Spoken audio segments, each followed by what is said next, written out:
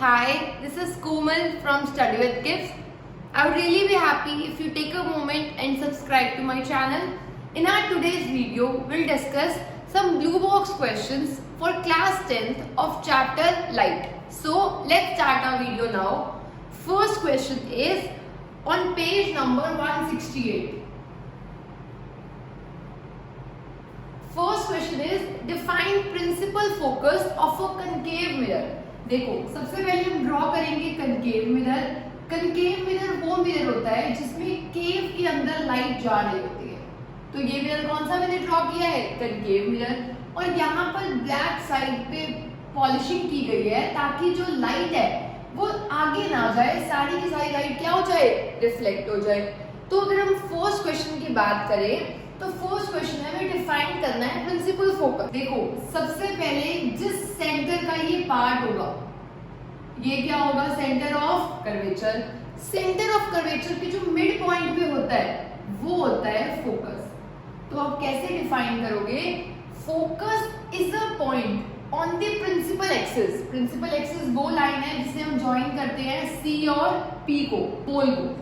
इन दोनों लाइन को ज्वाइन करने के बाद focus is a point on the principal axis at which all the parallel rays converge after reflection. या तो आप converge बोल सकते हो या आप बोल सकते हो they meet after reflection. जब आप किसी को बोलते हो कि मेरी पिक्चर पे फोकस कर, इसका मतलब क्या है? जितनी भी रेज आ रही है सबको एक पॉइंट पे डालना है. तो जितनी भी पैरेलल रेज आ रही है वो जिस पॉइंट पे रिफ्लेक्शन के बाद मीट करती हैं उसी पॉइंट को क्या बोलते हैं? Focus of concave mirror. So next question is radius of curvature of spherical mirror is 20 centimetre. तो आर कितना गिवन है हमें? 20 सेंटीमीटर. हमें कैलकुलेट करनी है फोकल लेंथ. अगर आप इस डायग्राम से देखो तो सेंटर ऑफ कर्वेचर से डिस्टेंस क्या है? Radius of curvature. जो r होता है वो ट्वाइस फोकल लेंथ होती है. तो r equals to 2f. r given है 20 तो f कितना आ गया? 10 सेंटीमीटर. तो फोकल लेंथ आ गई 10 सेंटीमीटर जिसकी रेडियस कितनी है? 20 centimetre. Now third question is name a mirror that can give erect and enlarged image of the object. अब दो मिरर्स होते हैं, कनकेव और कन्वेक्स. जो कनकेव मिरर है वो इरेक्ट इमेज में फॉर्म करता है और जो कन्वेक्स मिरर है वो भी इरेक्ट इमेज फॉर्म करता है. तो आंसर क्या लिखे? नेक्स्ट कंडीशन है एनलार्ज्ड इमेज. जो हमारा कन्वेक्स मिरर होता है, कन्वेक्स मिरर हमेशा फॉर्म करता है छोटी इमेज, मतलब डिमिनिश्ड इमेज. तो कन्वेक्स मिरर तो इसका आंसर नहीं है क्योंकि क्वेश्चन में है बड़ी इमेज फॉर्म होनी चाहिए, एनलार्ज होनी चाहिए. तो आंसर कौन सा मिरर है? Concave mirror. Now next question is question 4. Why do we prefer convex mirror as a rear view mirror? मतलब हम जो कार का मिरर होता है रियर व्यू मिरर जिससे हम पीछे का देखते हैं या किसी भी व्हीकल में जब हम पीछे का देखते हैं तो उसके लिए जो मिरर होता है आप उसे टच करके देखना वो होता है कन्वेक्स मिरर. कन्वेक्स मिरर का मतलब है बीच से वो बाहर होगा, साइड से वो अंदर होगा. तो ऐसे बल्ज आउटवर्ड्स होगा, आप उसे टच करके देख सकते हो. वो कौन सा मिरर होता है? कन्वेक्स. तो हम कन्वेक्स मिरर ही क्यों चूज करते हैं फॉर रियर व्यू मिरर? अब आप ये देखो, एक तो कन्वेक्स मिरर की ये प्रॉपर्टी होती है ये हमेशा सीधी इमेज फॉर्म करता है, मतलब इरेक्ट. जो पीछे कार होगी वो हमेशा सीधी दिखती है, उल्टी नहीं दिखती है. प्लस ये इमेज फॉर्म करता है डिमिनिश्ड. डिमिनिश्ड का मतलब होता है छोटी. छोटी इमेज फॉर्म करने से क्या होगा? हम जब पीछे को देख रहे हैं, जब हम पीछे देख रहे हैं तो हम चाहते हैं ज्यादा से ज्यादा एरिया कवर हो सके. तो ये इसका जो रेंज होता है या फिर हम कह सकते हैं जो इसका फील्ड ऑफ व्यू होता है वो बहुत ज्यादा होता है as compare to plane mirror. जैसे अगर ये प्लेन मिरर है तो प्लेन मिरर सिर्फ इतना एरिया कवर करता है. और अगर हम बात करें एक कन्वेक्स मिरर की, यहाँ पे पॉलिशिंग की है तो ये मिरर कवर करता है यहाँ से लेकर यहाँ तक एरिया. तो अब देखो कितना बड़ा, कितनी वाइड रेंज का डिस्टेंस, कितनी वाइड रेंज को ये कवर कर रहा है. मतलब इतनी सारी कार्स जो यहाँ से लेकर यहाँ तक होगी ये सबकी इमेज बनाएगा. तो हमारे लिए कौन सा मिरर बेटर है? Convex mirror. किसके लिए? Rear view mirror. के लिए। तो आप इसकी दो कंडीशंस लिख सकते हो, इरेक्ट इमेज डिमिनिश्ड और फील्ड ऑफ व्यू क्या होता है बहुत ज्यादा। Now next question on page number 171। जब आप इसके इंडेक्स क्वेश्चन सॉल्व कर रहे हो, मेक श्योर आप पहले पूरा चैप्टर समझ लो। मैंने इंडेक्स क्वेश्चन कराने से पहले ये पूरा चैप्टर समझाया हुआ है, आप टाइप कर सकते हो complete light study with kids और आपको वो वीडियो मिल जाएगी, तब उसके बाद आप ये इंडेक्स ट्राई कर सकते हो। Now page 171 first question, find the focal length of a convex mirror whose radius of curvature is 32 centimetre. और मिरर कौन सा बोला है उसने, कन्वेक्स। अब आप ये देखो, ये है कन्वेक्स मिरर, ये कौन सा मिरर है, कन्वेक्स। हमें इसकी रेडियस ऑफ कर्वेचर देखो, इस सर्कल को ड्रॉ करो, जो सेंटर से डिस्टेंस होता है वो क्या होती है, रेडियस ऑफ कर्वेचर। आप यहाँ पर अगर कोऑर्डिनेट एक्सिस ड्रॉ करो तो लेफ्ट साइड होती है नेगेटिव, राइट साइड होती है पॉजिटिव, तो इसकी जो रेडियस है वो है पॉजिटिव। जो हमारा पहले वाला क्वेश्चन था उसमें बस गिवन था radius of a spherical mirror, हमें पता ही नहीं था मिरर कौन सा है। अब हमें पता है कि मिरर कन्वेक्स है, तो ये तो बाय चांस कन्वेक्स था तो पॉजिटिव ही आया, अगर कनकेव होता तो नेगेटिव आता, आपका आंसर चेंज हो जाता। तो रेडियस इतनी है, तो मैंने आपको अभी एक फॉर्मूला बताया है, R equals to 2f। Radius है 32, फोकल लेंथ कैलकुलेट करनी है, तो फोकल लेंथ कितनी आ गई, +16 centimetre. Now next question is question 2। A concave mirror produces 3 times magnified. मतलब क्वेश्चन में जो हमें मिरर दिया है दैट इज कनकेव मिरर, और ये जो इमेज फॉर्म करता है it forms 3 times magnified image. मतलब मैग्निफिकेशन कितनी है, 3। और इसने बोला है 3 टाइम्स मैग्नीफाइड रियल इमेज। जब मैग्निफिकेशन रियल होती है, रियल मतलब इन्वर्टेड, तो मैग्निफिकेशन पॉजिटिव नहीं आती और क्या आती है, नेगेटिव। आपको साइन कन्वेंशंस का बहुत अच्छे से ध्यान रखना है इस पूरे चैप्टर में। Real image of an object placed at 10 centimetre in front of it. मतलब जो ऑब्जेक्ट है, जो यू है, वो 10 सेंटीमीटर प्लेस है। ऑब्जेक्ट को लेफ्ट साइड प्लेस करेंगे तो लेफ्ट साइड की डिस्टेंसेस कैसे होते हैं, minus. Now we have to calculate where will the image be form. हमें कैलकुलेट करना है कि इसकी इमेज कहाँ फॉर्म होगी, तो हमें v कैलकुलेट करना है। तो magnification is -v upon u, और मैग्निफिकेशन कितनी गिवन है, -3। v कितना गिवन है हमें कैलकुलेट करना है, और u कितना गिवन है, -10। तो v आ गया -30 सेंटीमीटर। मतलब 30 के डिस्टेंस पे फॉर्म होगी ये, और यहाँ पर नेगेटिव साइन डिनोट कर रहा है कि जो इमेज है वो भी इसी साइड फॉर्म हो रही है, जो ऑब्जेक्ट था वो भी इसी साइड था। Now next question on page number 176। ये क्वेश्चन रिफ्लेक्शन के ओवर हो चुके हैं, अब हम रिफ्रैक्शन के क्वेश्चन स्टार्ट कर रहे हैं on page 176।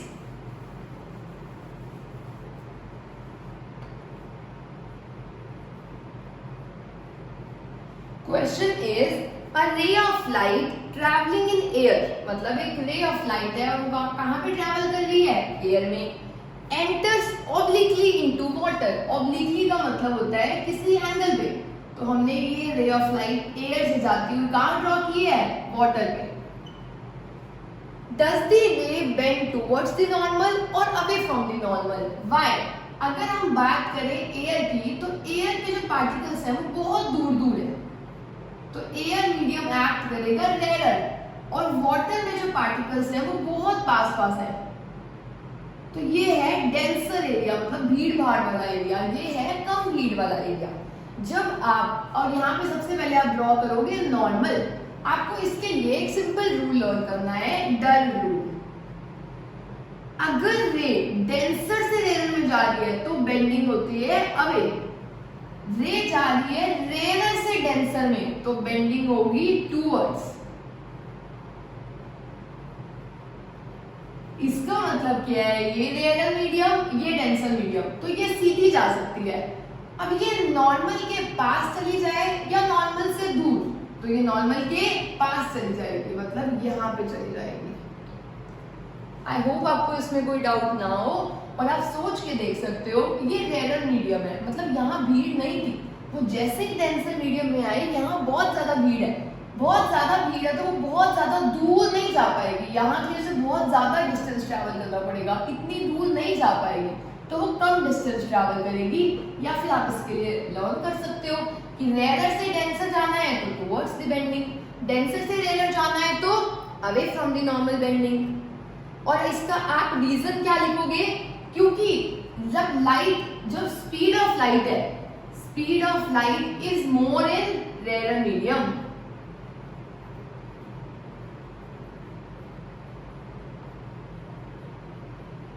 Now next question is question number 2.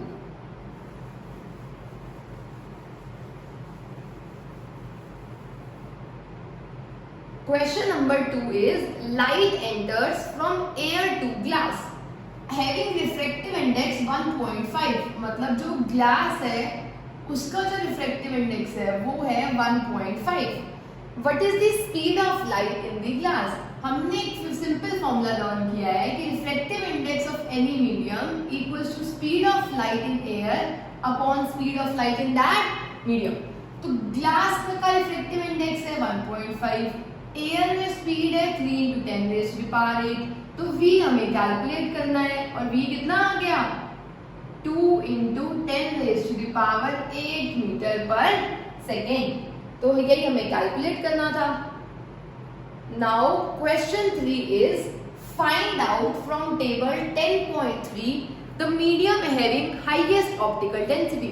जिसका रिफ्रैक्टिव इंडेक्स सबसे ज्यादा होगा उसी की ऑप्टिकल डेंसिटी भी ज्यादा होगी. तो अगर हम उस टेबल को देखें तो डायमंड का रिफ्रैक्टिव इंडेक्स सबसे ज्यादा होता है 2.42, तो इसकी ऑप्टिकल डेंसिटी भी सबसे ज्यादा होगी. और एयर का रिफ्रैक्टिव इंडेक्स होता है 1, तो इसकी, तो ये हमेशा एक्ट करता है रेयर मीडियम की तरह, ये एक्ट करता है डेंसर मीडियम की तरह.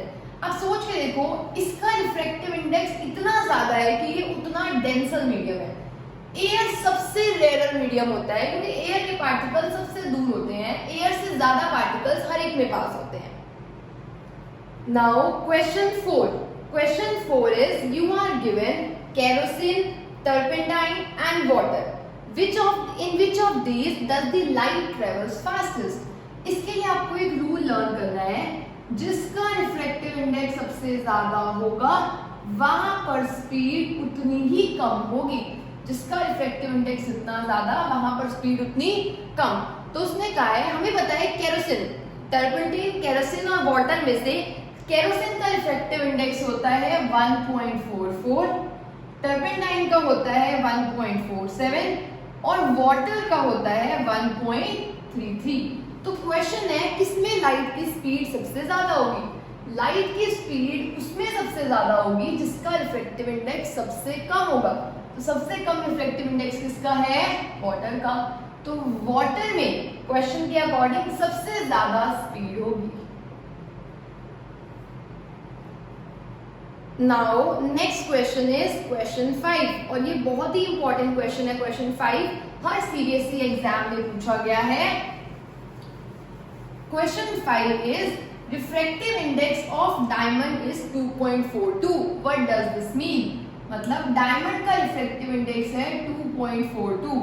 इसका मतलब क्या है? रिफ्रैक्टिव इंडेक्स का भी मैंने आपको फॉर्मूला बताया, n = c/v और n है 2.42, c है c, अभी c ही लिख देते हैं, v, तो v की वैल्यू आ गई c/2.42, या फिर हम बोल सकते हैं speed of light in air. इसका मतलब डायमंड में जो स्पीड होगी वो एयर की स्पीड से 2.42 टाइम्स कम हो गई. मतलब मैंने आपको अभी बताया एयर जो मीडियम है वो सबसे रेयर मीडियम है, पार्टिकल्स बहुत दूर दूर है. जब एयर सबसे रेयर मीडियम है तो सबसे ज्यादा स्पीड किसमें है, एयर में. तो एयर में स्पीड सबसे ज्यादा है, एयर में स्पीड सबसे ज्यादा है तो पक्का डायमंड में तो कम ही होगी. कितनी कम है? 1/2.42 टाइम्स है speed of light in air के, या फिर हम बोल सकते हैं 2.42 टाइम्स कम है एयर से. सो ये बहुत ही इंपॉर्टेंट क्वेश्चन है, आपको इसे ऐसे नहीं लिखकर आना है. That it means that speed of light in diamond is 1/2.42 times speed of light in air. Now moving on to questions on page number 184.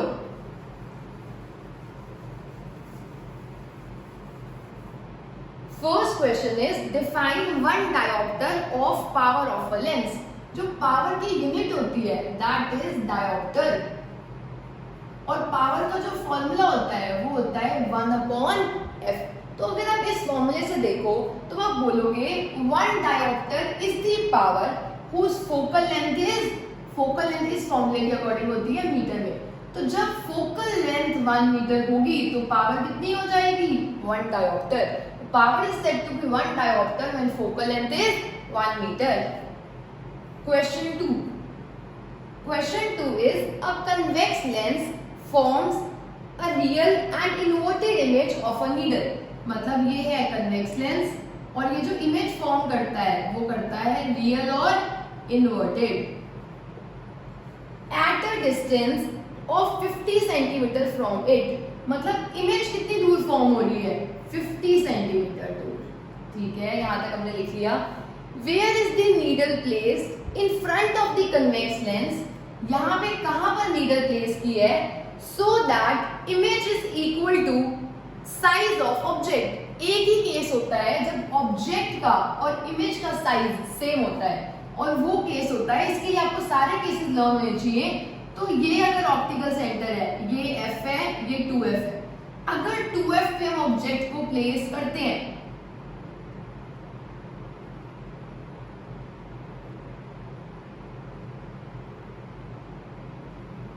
जब हम ऑब्जेक्ट को 2f पे प्लेस करते हैं तो उसकी इमेज भी कहाँ बनती है 2f के ऊपर. इसका मतलब ये जो केस की बात कर रहा है जिसमें दोनों का साइज सेम है वो इसी केस की बात कर रहा है. उसने कहा एक इमेज बन गई है 50 सेंटीमीटर पे, तो ऑब्जेक्ट डिस्टेंस भी कितना रहा होगा 50 सेंटीमीटर. आपको इस क्वेश्चन में कैलकुलेट करना था where is the needle placed. आपको यू कैलकुलेट करना था, यू तो आपने कैलकुलेट कर लिया, तो यू कितना है 50 सेंटीमीटर. और क्योंकि लेफ्ट साइड है तो आपको लिखना है u इक्वल्स टू -50 सेंटीमीटर. आप इसे खुद भी कैलकुलेट कर सकते हो. कैसे करोगे, आप देखो मैग्निफिकेशन होता है v/u. उसने आपको क्वेश्चन में ये तो बता दिया था कि v कितना है 50, और उसने कहा है इमेज बन रही है रियल और इन्वर्टेड. अभी मैंने आपको एक क्वेश्चन में बताया था कि मैग्निफिकेशन माइनस होती है अगर रियल और इन्वर्टेड इमेज फॉर्म हो, और क्योंकि दोनों का साइज सेम था, दोनों का साइज सेम है तो मैग्निफिकेशन कितनी होगी 1. आप सोच सकते हो magnification equals to h dash upon h. अगर दोनों का साइज सेम है तो h डैश h के इक्वल है 1, और क्योंकि रियल इन्वर्टेड है तो मैग्निफिकेशन कितनी आएगी माइनस. तो u कैलकुलेट करना है, तो u की वैल्यू कितनी आ गई यहाँ से भी -50 सेंटीमीटर. तो आप इस क्वेश्चन को ऐसे भी कैलकुलेट कर सकते थे. अब सोच के देखो, अगर 2f 50 है तो आपको इस क्वेश्चन में पावर कैलकुलेट करनी है.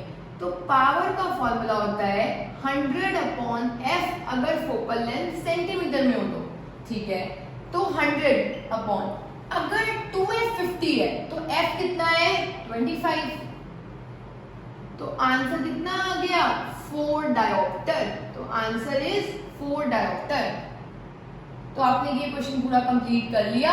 Now last question for today is find the power of a concave lens whose focal length is 2 metre. मतलब हमें गिवन है कि एक लेंस है कनकेव और इस लेंस की फोकल लेंथ है 2 मीटर और हमें पावर कैलकुलेट करनी है. Power equals to 1/f when focal length is in metres. तो 1/2 और पावर की यूनिट क्या होती है dioptre. So the correct answer is 0.5 dioptre. आपको बस इसमें एक और चीज ध्यान देनी है, क्योंकि ये कनकेव मिरर है और इसका फर्स्ट सरफेस ये है, तो फर्स्ट सरफेस की जो फोकल लेंथ आएगी आप देखो वो लेफ्ट साइड आई है. जब भी कोई डिस्टेंस लेफ्ट साइड आता है तो उसकी साइन कन्वेंशन होती है माइनस. तो यहाँ पर फोकल लेंथ क्या होगी माइनस, पावर भी क्या आ जाएगी माइनस. यहाँ पर नेगेटिव पावर सिर्फ यही डिनोट कर रही है कि जो लेंस है that is concave. So in this class we discussed all the in-text questions or blue box questions of chapter Light for class 10th. In our further videos we'll be completing this series for all the in-text questions of class 10th. I hope you liked this video, and if you did, please share this video with your friends as well. I hope you all have a very nice day. Thank you.